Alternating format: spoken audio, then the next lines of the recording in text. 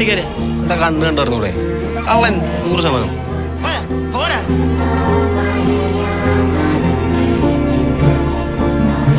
അമ്മേ, നമ്മുടെ പുതിയ കഥ എന്താ? പറയാം. എന്റെ പുതിയ പേരെന്താ? അഭിജിത് കുമാർ.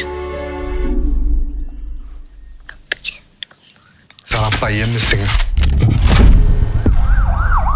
അമ്മേ, അമ്മൂമ്മ നമ്മൾ എന്തെങ്കിലും ചെയ്യുമോ?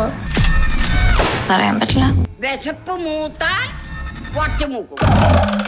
അതിന്റെ പേര് മേരി ലൂക്ക. ഷർലി.